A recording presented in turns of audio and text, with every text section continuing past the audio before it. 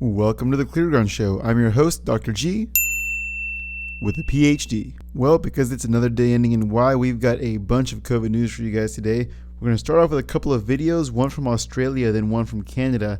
And from that Canada video, we're going to go to a Canada study. Well, actually, it's a release from the Canadian government about the Moderna vaccine. From there, we're going to go to a bunch of Omicron news. We'll start with the Pfizer CEO, then we'll go to what Fauci has to say on Omicron. That'll lead us into boosters in the US and how they've been accelerating since the Omicron announcement. We'll talk a little bit about this story in the Atlantic that's kind of, in crazy towns. We'll round out our Omicron discussion with a study. Well, it's an anecdotal study out of South Africa comparing the Pfizer vaccination against the Omicron variant, as well as what the European Union has to say on the Omicron variant and cases in Europe. From there, we'll briefly touch on two stories, one from Austria and then a tragic murder-suicide in Germany, and we'll see how that might be connected to COVID. And then at the very end of the show, we'll discuss a study out of Israel showing natural acquired immunity versus vaccination versus mixed match vaccines and which ones offer the best immunity. And with that, let's get to it.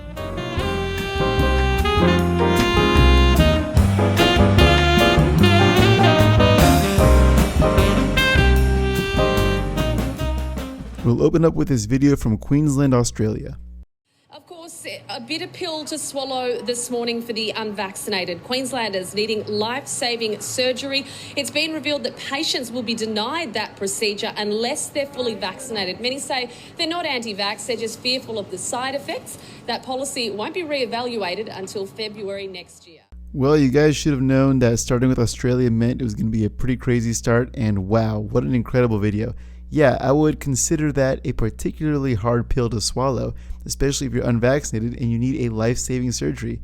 Now, her reason for why they're saying they're denying the unvaccinated life-saving surgeries is because they're worried of complications, but she doesn't say anything about what complications they're worried about. And she says that it's not going to be revisited until February. So this is tragic news. If you're in Australia and you are unvaccinated and need a surgery, get out. Although I don't know how, because the travel restrictions are so stringent in this country. This is obviously a critical disaster. Now let's see if things in Canada are any more calm or reasonable. Let's take a listen to what the Chief Medical Officer in Ontario, Dr. Kieran Moore, has to say about moving forward with the vaccinated versus the unvaccinated. What about rapid tests? One epidemiologist yesterday told me that they're being handed out like condoms in a safe sex campaign in Nova Scotia. Why aren't we doing something like that here? So in terms of the proof of vaccination, we'll continue to monitor the data and make recommendations to government. A basic means of protecting individuals is stopping the mixing of unvaccinated and vaccinated. And if our cases continue through and after the holidays, we would make recommendations of government to continue the certification process in play. But we'll continue to review the data. We do have a very robust testing strategy in Ontario for the winter months. As we've released previously, we've purchased on a separate order 11 million rapid antigen tests for all students in Ontario. I'm quoting from him. The basic means of protecting individuals is stopping the mixing of unvaccinated and vaccinated people. This is not a serious country, and this is just as crazy as what the people in Australia are saying. Although at least, hopefully in Canada, the unvaccinated can still get life-saving treatments. What does this guy have to say about kids? Or people who, for some reason, can't get the vaccine? So what he's basically saying is we have to stop mixing people based on vaccination status. For what purpose? To prevent transmission of COVID? Well, we already know that these vaccines are rather leaky, and COVID transmission can occur. I just really don't understand the policy, and it's got to be based on opinion polls. There's no other answer. And what a way to divide a society and a culture. Just utterly despicable. But let's see what the National Advisory Committee on Immunization has to say about the Moderna vaccine for people between the ages of 12 and 19. I'm reading to you now from the Western Standard. The title of the article is "No More Moderna Doses for Young Men After Millions Have Already Been Given." So after millions of young Canadian men have been injected with millions of doses of Moderna, it's now recommended those between 12 and 29 no longer do so. The National Advisory Committee on Immunization cited a rare but troubling incidence of heart inflammation for their reasoning. The data showed that 4,001,958 Canadians have already received the Moderna shot, and the Public Health Agency said it knew of 1,376 reports of myocarditis, typically involving men aged 27. When discussing vaccine effectiveness, the advisory panel wrote, quote, "A longer interval between doses is associated with higher vaccine effectiveness and potentially lower risks of myocarditis." They added, "The risk of recurrence of myocarditis following the receipt of additional doses of any of the authorized COVID-19 vaccines is unknown at this time. Very few cases of revaccination in these individuals have been described in published studies." Translation: we don't know much about this yet at all. Now, the reported rates of myocarditis among males aged 18 to 29 after the second vaccine dose were 15.9 out of 100,000 for the Moderna vaccine and 2.6 per 100,000 for the Pfizer. Now, young men who did seek treatment for heart trouble typically recovered, said the panel. The report cited U.S. data that most patients, 91%, recovered after 3 months. The Public Health Agency said among 30.2 million Canadians who have taken different types of COVID-19 shots, it knew of 27,747 adverse events, and a total of 6,443 were rated serious. Deaths numbered 243 by official estimates. Quote, "Although these deaths occurred after being vaccinated with a COVID-19 vaccine, they are not necessarily related to the vaccine," the Public Health Agency said in a statement. This is a troubling and a tough story because, as you know and as we've discussed multiple times, the statistical chance of severe disease in this age population is rather low. And so the fact that there's so many incidents of adverse health outcomes in these patients that get this vaccine at this age group, that's really troubling. And we're going to see where it goes from here. I'll keep you guys posted on all things Canada and Australia as we move forward. And now on to some Omicron news. Let's start with the CEO of Pfizer. So both this story and the next come from The Hill. The title of this article is "Pfizer CEO says Omicron appears milder but could lead to more mutations." So according to the Pfizer CEO Albert Bourla, on Tuesday he said cases caused by the COVID-19 Omicron variant appear to be milder than those caused by previous strains of the virus. He added that Omicron seems to spread faster and may cause more mutations to crop up. He said, "I don't think it's good news to have something that spreads this fast. Spreads fast means it will be in billions of people and another mutation may come. You don't want that." The article notes that anecdotal reports from South Africa have pointed towards Omicron cases being milder, though health experts have been quick to point out that early cases of the new variant appear to have been clustered in young people who are less likely to develop severe illness from any strain of the virus. So a couple of takeaways. So the first takeaway is, I'm glad that people are finally starting to delineate who gets really sick from this virus. I think we're going to see more of this as the show goes on, but it's a total travesty that this wasn't the case from the beginning of the pandemic when we knew this kind of data. But yes, young people are a lot less likely to develop severe illness from any strain of this virus. We'll look at what the European Union CDC has to say about Omicron in a little bit, but isn't it kind of weird that the Pfizer CEO just says, yeah, it's actually not good to have something that spreads fast and doesn't do a lot of damage? Isn't that kind of the opposite? COVID was, ostensibly terrible, and now this particular strain is not that bad. COVID is going to be here for a very, very, very long time. It's good news when a strain is totally mild and shows with asymptomatic cases all around the world. Now on to Fauci's thoughts, again from The Hill. The title of the article, Fauci, Omicron appears to be less severe. Top infectious disease Dr. Anthony Fauci said Tuesday that the Omicron variant of the coronavirus seems to be less severe than Delta, but cautioned it will take more time to get a fuller picture. Quoting Fauci now, "In fact, it might be, and I underscore might be, less severe as shown by the ratio of hospitalizations per number of new cases." Fauci echoed what The Hill said in the last article, saying, look, low hospitalizations could be influenced by the fact that younger people are the ones getting infected since they are less likely to be hospitalized. The article concludes that while scientists race to find out more information on Omicron, cases, hospitalizations, and deaths in the U.S. are rising because of the Delta variant. So I wonder what's gotten into Fauci here. This is actually, I think, good news in the sense that I think he's making the right call. It's bad news because Fauci's almost never right. So I hope he's right about this, but his track record is at best. Also, if this is true, and which I think it's going to end up being the case that this is true, states like New York and especially New York City with this vaccine mandate based on Omicron are going to be looking real silly. Now, this good news comes on the heels of a bunch of bad news from Omicron over the last week, and that bad news is one of the reasons I think, and I think Reuters as well thinks this, that led to a significant increase in Americans getting booster vaccinations. Let's take a look at the article. The title of the article is U.S. Boosters Surge to All-Time High on Omicron Fears. Americans are lining up for booster doses of COVID-19 vaccines at a record pace, with concerns about the newly detected Omicron coronavirus variant spurring millions to get shots, the U.S. government said on Tuesday. Just under 1 million people a day received booster doses of one of the 3 authorized vaccines last week, the highest rate since U.S. regulators gave the nod to additional shots for some adults in September, the government data shows. Now here's a quote from White House COVID-19 response coordinator Jeff Zients. In the last week, we've gotten nearly 7 million people a booster. That's 1 million booster shots in arms a day, and that's more people getting a booster shot per day than ever before. He added that around 55% of people aged 65 and older who are eligible for a booster have received one. Infectious disease expert Dr. William Schaffner credited these boosts to 3 main things. 1, news of the variant. 2, people's desire to be reunited with family over the winter holiday season. And 3, public health messaging. Now, the push for vaccinations has gotten a little out of hand, especially in places like California. Let's take a look at this news story. Now, at least 2 parents are accusing the school of giving their children the vaccine without their consent. NBC4's John Kadich-Klimak now has the story from South LA. I should have been involved. Maribel Duarte says her 13-year-old son, a student at the Barack Obama Global Prep Academy in South LA, brought home this vaccine card after having accepted the COVID-19 vaccine at school. She says he said yes when someone offered it in exchange for pizza.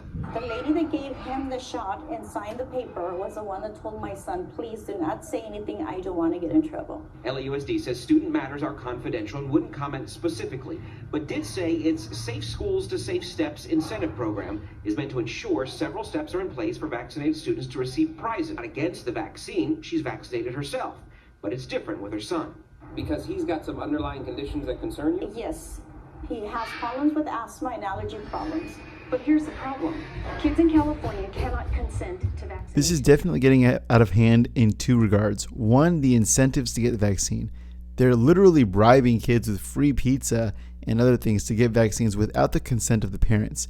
But what's more scary, more troubling, is the fact that they're doing this with seemingly no medical professionals, or if they are, there's no consent from the parent, which is important because if these kids actually do have some adverse health reaction there in the school, who's responsible? I mean, obviously the school is, but how could they do such a thing without the parents' consent? The whole thing is really, it's pretty terrifying.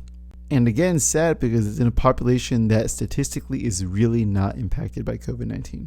But now let's take a quick trip through crazy towns with The Atlantic. The title of this article is How to Socialize Safely in the Booster Era. Now, the link to the article is in the description, so you guys can go ahead and check the full thing out by yourselves. I'm going to show you guys just a few highlights that really stood out to me and really just display the level of thinking different people have on COVID and the boosters. So first we'll look at Jessica Rivera, who's a researcher fellow at Boston Children's Hospital and a certified crazy person. She said that she wouldn't feel safe spending time with an unvaccinated person indoors if she saw them at all. The meetup would be outside and with masks. So when discussing the difference between people who are vaccinated without boosters and people who are vaccinated with boosters, she said, people who have gotten a booster are generally safer to spend time with, but not having one isn't a deal breaker. She told them that someone's booster status wouldn't stop her from hanging out with them. Well, that's good. That's good. At least there's some sort of moderation, right? So the article then cites a link to Dear Pandemic, which ranks the boosters and their antibodies and ranks them just in order of the number of antibodies they produce. So from top to bottom, they have 3 Moderna shots, 2 doses of Pfizer and a Moderna shot, 3 Pfizer shots, 1 Johnson & Johnson shot with a Pfizer or Moderna booster, and 2 doses of Johnson & Johnson. The authors of that hierarchy then say, but look, it's not really worth obsessing over. It's the difference between them are the difference between being filthy rich and rich. I don't really get the comparison, and I don't think it's particularly accurate, and I think it's really silly. Just this whole article is quite silly. The article actually ends with a premise that I agree with, surprisingly, and I think this is just the author's premise, which is, good. At least they're thinking on their own for a little bit. But it says this: over time, the distinctions around boosters and timing and brands should fade in importance. As the pandemic continues, more and more people will develop immunity, whether by getting vaccinated or by recovering from an infection. This is correct. COVID is very endemic right now, And I have no idea what these supposed experts have to say about hanging out with a bunch of children who are unvaccinated. I mean, as a matter of fact, somewhere in the article, an expert by the name of Kumar says that if a small child is the only unvaccinated person at a gathering of people without immunodeficiencies or comorbidities, the risk seems really minimal. But if multiple unvaccinated kids will be present, she would more strongly advise taking precautions such as masking and meeting outdoors and testing. So the bottom line is COVID is already endemic. The article is totally correct in saying you're going to get immunity one way or another. You're going to get it by either contracting COVID or by getting a vaccine. The vaccine's available. If you want it, go get it. If you don't get it. Either way, it's the holiday season. Please, please, please go spend time with your families. That's what the season's for, and you will regret it. You will regret not spending time with your loved ones because of these rules. Now, an article from CNN discussing Pfizer's vaccine protection against the Omicron coronavirus variant. The article starts out with Alex Segal, who is the leader of the African Health Research Institute, the leader for this study, and he says that boosters are also likely to protect people against the Omicron variant. The tests in the lab dishes used samples from 12 people who had been fully vaccinated with Pfizer's vaccine, showed that the Omicron variant could evade the immune protection built by the vaccine, but not completely. Segal said there is a very large drop in neutralization of Omicron by the Pfizer vaccine relative to ancestral viruses. Omicron escape from the vaccine neutralization is incomplete. Previous infection plus vaccination still neutralizes. So the article makes it known that the study does not reflect actual infection with the virus.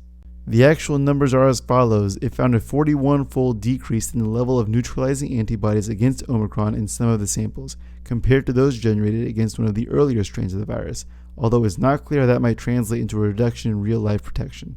So the researchers noted that the Beta variant, which dominated South Africa until recently, also evades immune protection. The results we present here with Omicron show much more extensive escape. Well, this article was about as helpful as that Hippo article yesterday, so I'm sorry about that, guys. But that's just to show you where we're at with Omicron in terms of CNN and the hype around it. But let's see what the European CDC has to actually say about their cases. So here's the European CDC website, and this article comes from the 6th of December, so Monday. And the article opens up with all the known Omicron cases across Europe, and so those are listed up here. You guys can pause and read that if you want. But the most important takeaway from this, and I'm reading one sentence, here it is. All cases for which there is available information on severity were either asymptomatic or mild. No deaths have been reported among these cases so far. Really, really, really great news. This is what everybody could have hoped for.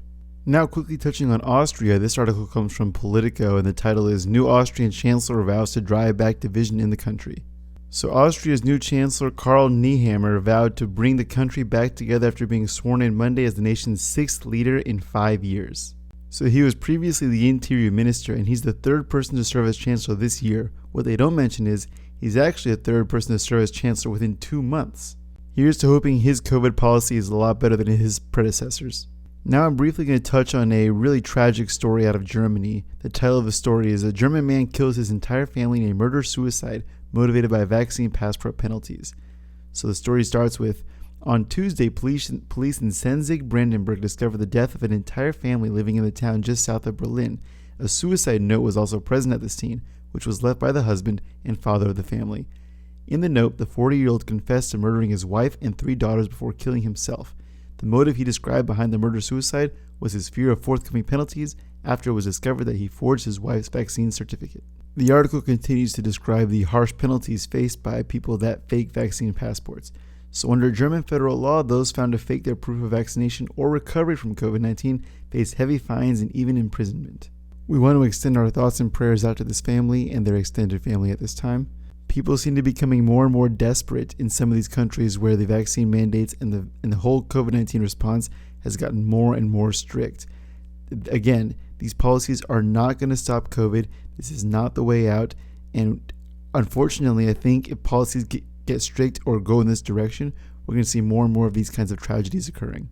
I'm going to end with a piece of scientific literature. This comes out of Israel, and the title of the article is Protection and Waning of Natural and Hybrid COVID-19 Immunity. So the background of the study states that infection with SARS-CoV-2 provides substantial natural immunity against reinfection.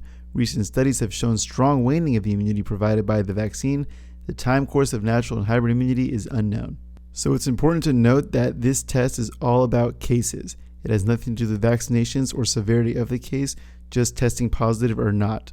So the conclusion states that protection from reinfection decreases with time since previous infection, but is nevertheless higher than that conferred by vaccination with 2 doses at a similar time since the last immunity conferring event. So this chart is really kind of interesting. You can see a number of things. So first you can see that people who have recovered from COVID, they plateau at around the 30 per 100,000 amount, and that's after 12 plus months. Then you can look at the vaccinated with the boosters, and you can see that with the booster, it goes back to being quite low.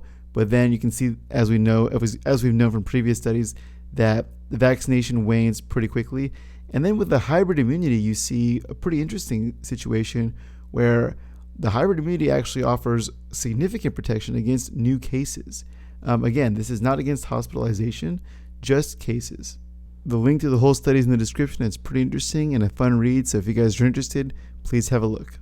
And with that, that's the news we've got for you guys today. Thank you so much for listening. Now look, I've been stuck at 19 subscribers for the last week, and I really want to get into that 20 zone. So please share this with your friends and tell them to subscribe if they like it and if they enjoy reasonable conversations. I hope you guys enjoy this video. Have a great rest of your Wednesday, and I will see you guys again on Friday.